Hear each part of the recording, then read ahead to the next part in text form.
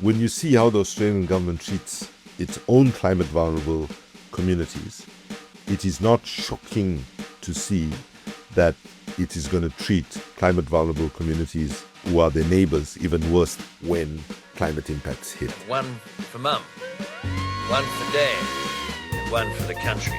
And there has never been a more exciting time to be an Australian. Budgets are about choices, Fran, and you show what you value through the choices you make. This is coal. Don't be afraid. Don't be scared. The Treasurer knows. I want an economy that works for people, not the other way around. We'll just end up being a third-rate economy, a banana republic. Just follow the money. G'day and welcome to Follow the Money, the Australia Institute's podcast that explains economics, politics and policy in plain English. I'm your host, Ebony Bennett. With a leading role in this year's United Nations Climate Conference, the Australian government is at a crossroads. It can take strong action by ending its own coal and gas expansion and encouraging other nations to do the same, or it can carry on as it has been, exacerbating the climate crisis while trying to tell Pacific Island countries what a good neighbour it is. Joining me on the show this week is Kumi Naidoo, South African human rights and environmental justice activist and president of the Fossil Fuel Non-Proliferation Treaty Initiative. He's also the author of What We Owe the Water, It's Time for a Fossil Fuel Treaty, the latest Vantage Point essay from Australia Institute Press. The essay is available now for just $19.95. Pod listeners can get free shipping using the code PODVP, that's PODVP, at checkout. Kumi and I spoke about the progress towards a fossil fuel non-proliferation treaty, the power imbalance between activists and the fossil fuel industry, and how the gap between Australia's rhetoric and actions on climate is damaging its relationships in the Pacific Island region. Thanks so much for joining us, Kumi. You open the essay with a story about you as a teenager attending a protest in apartheid South Africa that was about water. Can you tell us about that experience and how it came to be one of your very first lessons in climate justice? So actually, this was probably early signs of climate change, which the climate scientists told us that in Southern Africa, we'll have wild fluctuations from periods of drought to periods of intense flooding. And we were then, as a teenager, experiencing drought in the province where we lived. And the government then imposed water fines and restrictions on mainly communities of color. Basically, what we saw was people having to pay fines for using water when in fact there were many issues about how those fines were calculated, whether it was fair and so on. And so the fact that water, which is the most important thing that humanity needs for its survival, entered my life in a very powerful way. And thankfully, that was a successful struggle because in the end, the government was forced to rescind all the water fines, and the very poor working class community benefited as a result of that victory. But what I've carried in my life through the decades is that, as the Cree people, First Nations community in North America, or Turtle Island as it's called by the indigenous peoples, they say only when the last tree has been cut, the last river has been poisoned, the last fish has been caught, people will recognize that you can't eat money. And I think it's really important that people also recognize urgently right now, we can't drink oil. We can't rely on fossil fuels that's killing our children's futures. And just to be very clear, the struggle that we're engaged in is not to save the planet. The planet actually does not need saving. This might sound as a sort of somewhat counterintuitive thing to say, but let me explain why I say that. If we continue on the suicidal trajectory that we're on, we warm up the planet to the point where we destroy our water resources, our soil gets too hot to grow food, as it's in the case now in certain parts of Africa. The end result is we will be gone, the planet will still be here. And everybody who's worried about saving the planet are jokingly say, don't worry about the planet. Once we become extinct as a species, the oceans will recover, the forests will grow back, and so on. So we have to understand that the conversation of climate change is nothing more and nothing less than protecting our children and their children's future. So water has been a thread across my life. The people of the Pacific, who moved me a lot over the last decades to see their courage, their vulnerability, their resilience, their innovation, and so on, they face both concerns around clean, fresh drinking water and having a sustainable supply. But yeah, water also makes an appearance in a very terrifying way, because as we know, especially low-lying states in the Pacific are already facing the vulnerability of sea level rise, wiping out large portions of what has been home for people for centuries and centuries. The shoreline is getting smaller and smaller, so this is really impacting the lives and the livelihood around my community and where I stay, where my family stays. In Kiribati, it's not in the future. It's our daily life. Scientists project 50 years or 2100, right? But what we're seeing is our coastal areas being eaten away. If we do not fight, we give up on our lands, on our country, on our people, on our future generation. There will be no more of us if we do not keep fighting this fight, which encourages me and empowers me to keep going. Yes, and you've worked a lot with Pacific Island nations for over a decade, as you said. We know they're experiencing problems not only with sea level rise causing inundation, but with the contamination of the freshwater lens that they rely on and things like that. So what have you learned from listening to the people in that region about their struggle and what Australia needs to do? So Ebony, I have to tell you that one of the things I learned in 2015 July, when I visited Kiribati, Vanuatu, Fiji, Australia, and New Zealand, and I was there to meet with President Anate Tong from Kiribati, and we were there to launch the international coal moratorium. This was before Paris, and the idea was, coal being the worst of the fossil fuels, at least let's split the fossil fuel industry, because one of the things is that industry works historically as a very united bloc. But oil and gas folks were beginning to see that coal was a bigger part of the problem. And so part of our strategy was to also split the industry. And I learned a slogan then, Ebony, which really brought tears to my eyes.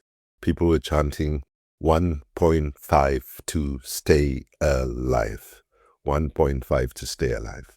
And for any of your listeners who don't know the significance of what 1.5 means, so the scientists, and bear in mind that the Intergovernmental Panel on Climate Change is the biggest coordinated scientific enterprise in the history of humanity by far, right?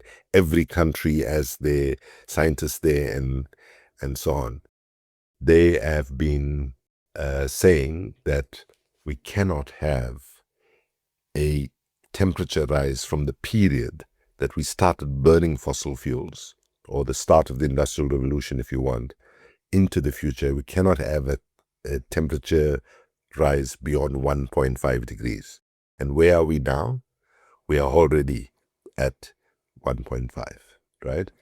But 6 months later, I meet the same colleagues from the Pacific that I had met 6 months late, when I was in the Pacific, and they called me to come and speak at an event that they had got permission to organize within the climate negotiations. So when I get there, I'm thinking I'm going to chant the slogan 1.5 to stay alive, to connect with what I had learned from people on the ground.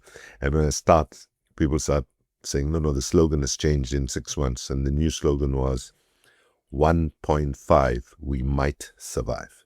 So what I've learned from the Pacific is that this, together with Africa and other small island states around the world, are facing vulnerability that people just don't really have a general sense of. Even me, to be honest, I'll give you an example. I was standing with some women in Kiribati, and they were telling me when what people call king tides, these massive tides that come.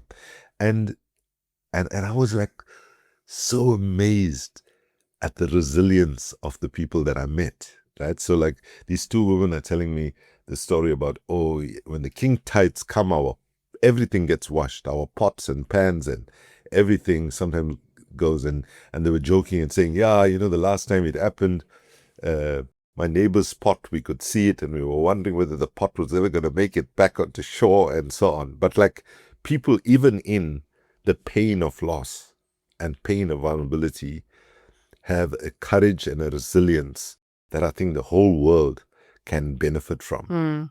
I'll tell you another story. I met with the Roman Catholic Church youth group when I was in Kiribati, right? And, there were these young students asking me, they're saying, we don't want to leave our island, and our president is being forced now to take a lease with Fiji for a 99-year lease to plan for migration with dignity and all of that. But our ancestors here, our great-grandfathers and great-grandmothers are here. We can't leave this place. This is who we are. This is our history. This is our identity. In a way, sadly, people who are not indigenous to a land, right, and don't have long-standing connection historically in terms of the identity, don't understand. Frankly, I've come to realize people do not understand the kind of connection that indigenous peoples, whether it's the Pacific Island state folks or whether it's Maori or Aboriginal people in Australia, they are wisdom holders. They carry knowledge, which in this current moment we need to harness if we're going to stand a chance to get out of the mess that the fossil fuel companies and governments that were not prepared to just listen to what the science said have delivered to us.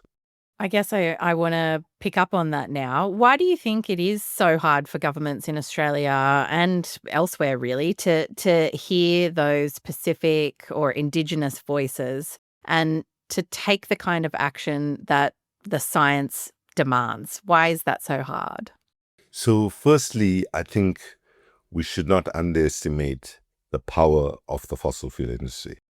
In very many ways, they control most of our governments around the world because energy is a national security issue. And those who controlled energy have huge power to influence the trajectory that a society might take.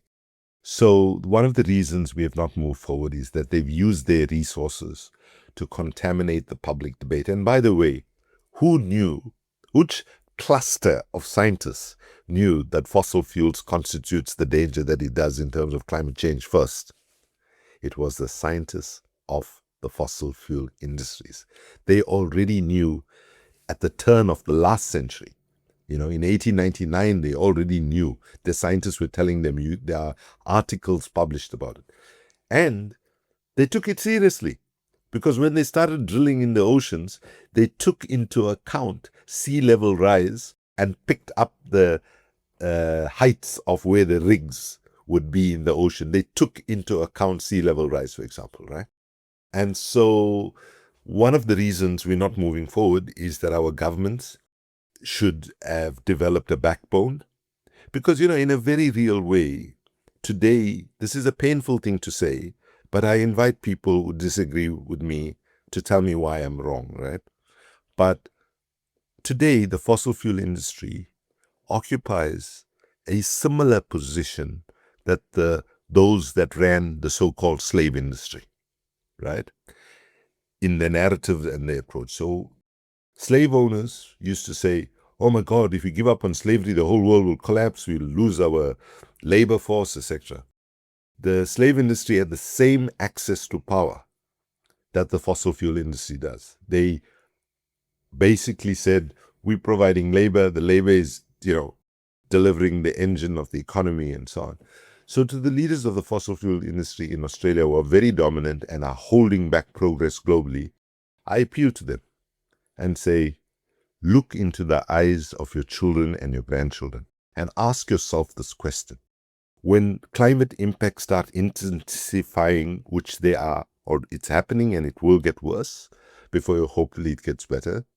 When your children and grandchildren look at you and say, when the science was clear, why did you not do anything? You will find yourself in a morally challenged position like never before. So bottom line is, there's a high level of cognitive dissonance, which is a psychological term of denying reality. And the other reason is how fossil fuels has been baked into our economy. Let's be clear, it's completely baked in. Even plastic, which comes from fossil fuels, is so endemic to supply chains and so on. So that's the second reason. The third reason is that there's a absolute lack of political will, right? And what we have been saying to our political leaders, nature does not negotiate. We cannot change the science. All we can change is political will. And you cannot continue to play political poker with the future of our children and their children, which is what they are doing. Yeah. Many of the policymakers who are making the decisions right now, they're not going to be alive for the worst consequences when they hit, as the science is clearly telling us, and as evidence is showing.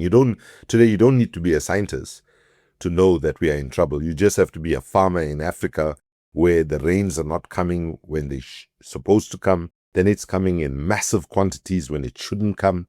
And, food production is completely challenged in many parts of the world because we cannot depend on rain-fed agriculture anymore because of the messing up of the climate system. Yeah. So you're president of the Fossil Fuel Non-Proliferation Treaty Initiative.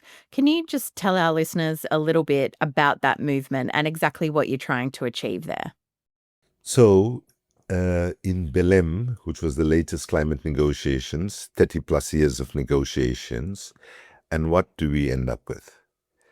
Even though fossil fuels is 86% of what is driving the climate crisis, imagine there's not even a mention of fossil fuels in the outcome document.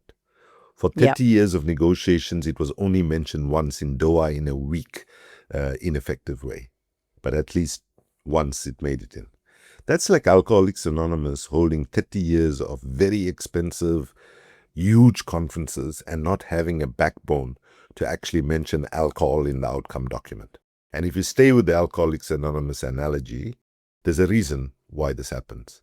Because the largest delegation year in, year out to the climate COP is in fact the fossil fuel industry. Again, that's as absurd as Alcoholics Anonymous holding a global conference and the largest delegation to the conference each year is the alcohol industry, right? And so we got all of those things aligned against us. And then the Paris Agreement, which we fought tooth and nail, blood, sweat and tears to get that. It was never perfect. We knew that it was inadequate, but what we believed was that it put us on a track that we could recover things, right? And sadly, the fact that it is not binding. You see, each year we've been going for more than 10 years now, actually more than 15 years. We keep going to these climate negotiations and we ask for a fab deal. Not a fabulous deal, but a fair, ambitious and binding deal.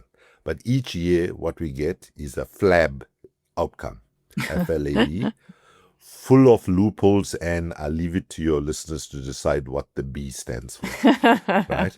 And so we need something that is binding. And so we looked at the history in the world and we saw that nuclear weapons was a major challenge, and we had a nuclear non-proliferation treaty initiative, and that delivered a nuclear non-proliferation treaty. It's not perfect. Rich nations can ignore it, but it actually stopped the proliferation of nuclear weapons. Then landmine treaty is another inspirational example, and so on. So it has happened before. So we're not saying that the Paris Agreement from 2015 is irrelevant. What we are saying is it needs a complementary addition because COP has not delivered for 30 years what we needed it to deliver. Let's be blunt about it. There's no amount of sugarcoating. This has not delivered anywhere close to the scale. Because in these 30 years of negotiations, the climate crisis has been getting worse and worse. Collective temperature increase has been going up and up. So, where are we today? With the leadership of Pacific Island states, who are at the front line, we had a situation in Belém. COP30 will be the COP of truth.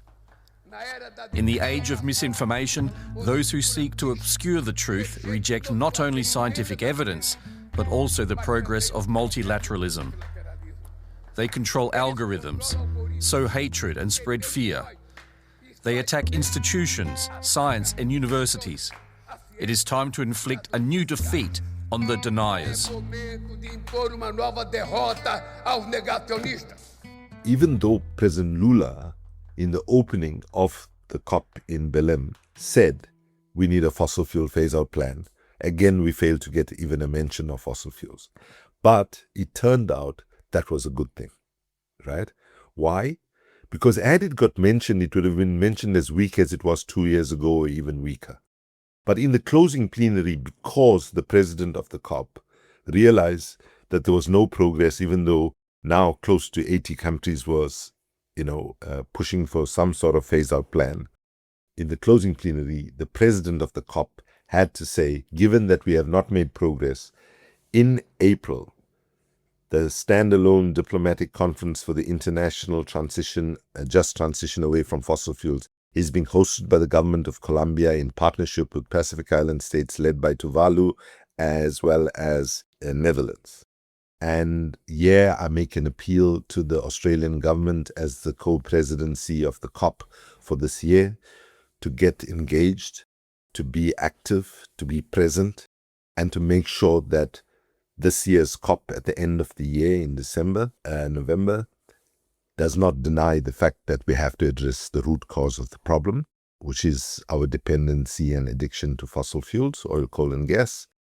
The good news is the momentum towards this conference is great, and we expect a large number of countries. Already the scientific and academic community are doing a pre-meeting assessment. They will be there doing their own track. We have a civil society track. We have a local government like mayors and governors and provincial premiers and so on. They have their own track.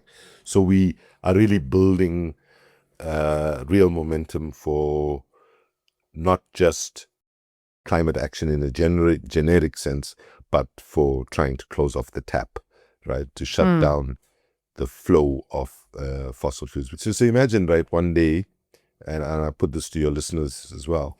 So imagine one day you wake up a little bit late in the morning and you have to rush to school or work, right?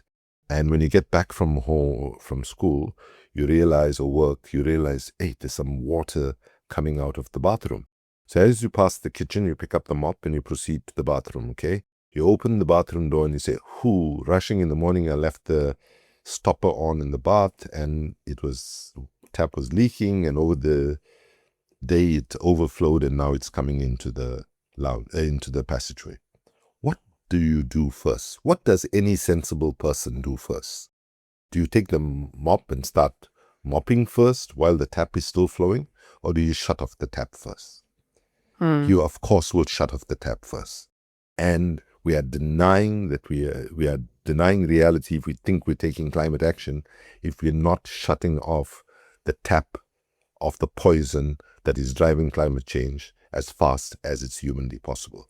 Now that phrase, as fast as it's humanly possible, is a very considered phrase because we are sometimes portrayed as like, unrealistic people, they want to shut off the fossil fuels tomorrow. No, what we are saying is we need a plan that governments sign up to and say you can hold us accountable if we don't phase out on this timeline. It's climate change.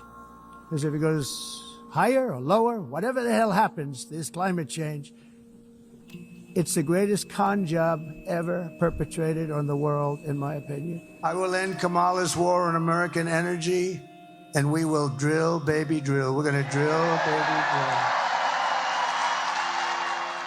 The Trump administration has made it absolutely abundantly clear it's got no interest really in addressing the climate crisis at all, and not much respect for the United Nations overall either.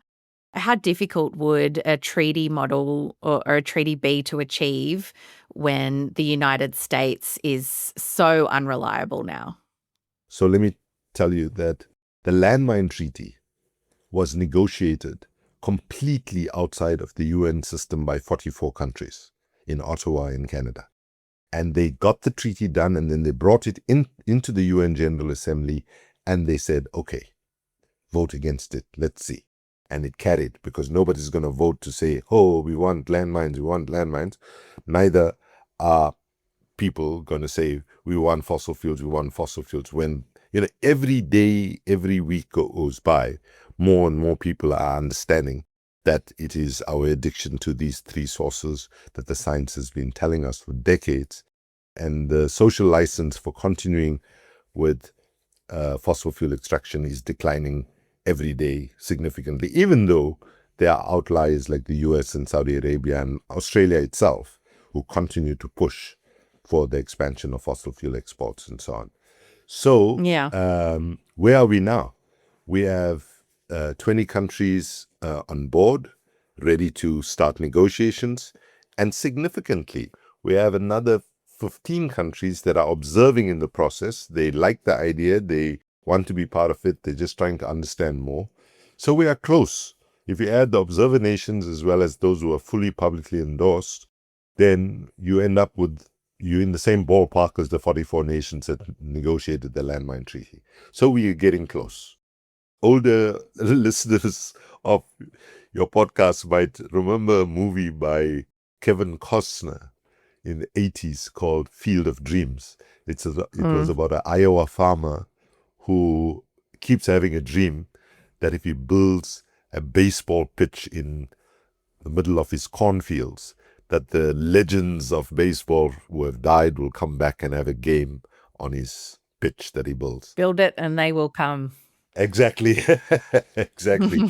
So I can guarantee you that once negotiations start, the conference in Colombia at the end of April is about fossil fuel phase out in its entirety, looking at all the technical, economic, and other aspects of how do we do this in the most thoughtful way and ambitious way. And fossil fuel treaty will be one part of it, right? So the fossil fuel treaty, we'll have a follow-up meeting in the Pacific after April, hopefully before the end of the year, if possible.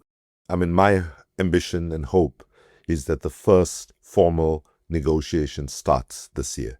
Now, I can tell you it's not rocket science. We know what needs to be done. We could get some clever people to do a draft treaty, what it looked like. Of course, we're not going to do that because we want the nations negotiating it to bring the full self into it and shape, what should be there. But bottom line is, we've got 3 fossil fuel exporting countries driving this process. Colombia itself, the economy is dependent on income from fossil fuels. Timor-Leste, which has a big connection with Australia, as you know. And then we have also Pakistan. So, of course, what's Colombia doing? Colombia has put certain moratoriums on new licenses and so on. And they have just launched, in partnership with ourselves and others, something called the Journey Fund, which is a private investment fund, which has already attracted 100 million, which is saying, if our economy is getting X amount of money from selling fossil fuels, we need to replace that income. And what they are doing is energy efficiency investments, ecotourism, sustainable agriculture, all kinds of investments to replace their income from fossil fuels, which are good for the environment, good for our children's futures. And that's the way we need to be thinking. And I think that as extreme weather events become more and more frequent, as we are seeing even in the United States, we have the overwhelming majority of people in the world now who want action on climate. Unfortunately, it's not reflecting yet in their electoral choices necessarily. But when you poll people just on, do you think climate change is real? You have statistical majorities where people say, of course it's real based on their own experience.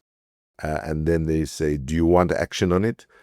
At least even in the US, in excess of 86% want to see action on climate. So the momentum is with us. Sadly, we have dragged our feet for so long because of a lack of ambition by government and business and the fossil fuel industry holding us back, that we've lost lives, we've lost livelihoods, we've lost infrastructure. We will lose more in the coming years, but let's hope we can intervene now in a way that we begin to reverse the suicidal trajectory that humanity has embarked on. Again, let's start with the science. According to the UNFCCC, according to the UN Secretary General, according to the International Energy Agency, to have any chance of keeping the world at 1.5 degrees, we need no new gas and coal developments anywhere in the world. The Australian government rejects it. And not only rejects it, counters with, no, we need more gas. So again, we're not transitioning away from it. We're ignoring the climate science here. It's a democracy. We're allowed to do this, but we should own the consequences. I want to ask you now in particular about Australia. And over many years now, the Australian government has tried to have it both ways on climate change.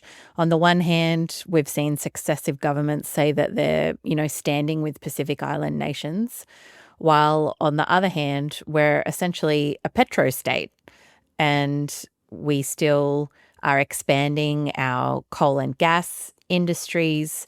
Our gas exports in particular in the last decade have become absolutely enormous. Can I just ask you to reflect on how this massive expansion of the problem is received by nations like the ones that you're talking about who are participating in this treaty movement, especially in Pacific Island nations? How do they view countries like Australia that are doubling down on the expansion of the fossil fuel industry?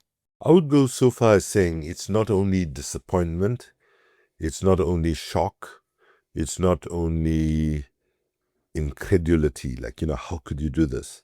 But it's also hurt. That's what I hear in my engagement with the Pacific leadership, whether it's civil society or governments. They're saying the leadership in Australia, even before we understood about climate change and all, like Australia had this thing, I forget what it's called, a land of fire and floods or something, right? Isn't it? This is even before, climate change. If you got that situation, the first thing is the leaders of the Pacific are looking, and the leaders of the world are looking, and my God, don't you understand how vulnerable Australia is? Can you not see that there are rivers drying up, that you are seeing extreme drought, extreme fires, extreme flooding and all of that? So one, there's this look at you are not actually protecting your own people's futures. And then people say, then are you being a good neighbor? And, the truth is, what I hear from the Pacific neighbors of the Australian government, and by the way, I just wanted to make this distinction. Oftentimes, people make a distinction between the governments in power in Canberra and the people of Australia. People seem to make a judgment that the people of Australia are more on their side, but it is the governments that cannot deliver what the people want, which is to be better neighbors and so on. And so generally, the sense I pick up is, to date, Australia has a really patronizing relationship with its Pacific neighbors, and it has revolved around neo-colonial distribution of aid, while Australia continues to exert commercial dominance in the region. And even if you take how Australia itself, as one of the wealthiest nations in the world, right, how does itself respond when climate devastation hits? I was in Lismore in early last year, right? I went and spoke to people who, when those flooding came, the national government, the provincial government, the local government, all did not have the ability to save lives. It was people who mobilized their own boats and went around house to house picking up, But what I saw is that 3 years from the devastation in Lismore, nothing has changed. Even the rebuilding efforts have not gone well. So when you see how the Australian government treats its own climate vulnerable communities, it is not shocking to see that it is going to treat climate vulnerable communities who are their neighbors even worse than they treat their own citizens when climate impacts hit. So Australia didn't actually win the right to host COP31 this year, but the Minister for Climate and Energy, Chris Bowen, will be the president of negotiations, which is, as far as I know, an entirely new role that's never existed before. how can the minister and the Australian government use that, or how should they use that to show real leadership on climate and on phasing out fossil fuels? Australia has this unique situation now with this joint COP presidency.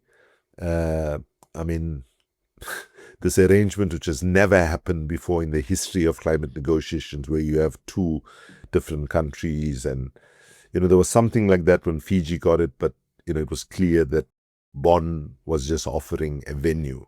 Whereas, it's going to be very interesting how that plays out. In fact, it reminds me of a book I read as a young activist called What a Way to Run a Railroad. But that's of trying to do something well. So I think that the Albanese government must now make a statement and a commitment on its own fossil fuel phase-out plan. It needs to do it way before COP, preferably before the Santa Marta Columbia conference. I think it will have no legitimacy to play the key coordinating role in Tequila when the negotiations happen if they don't do that.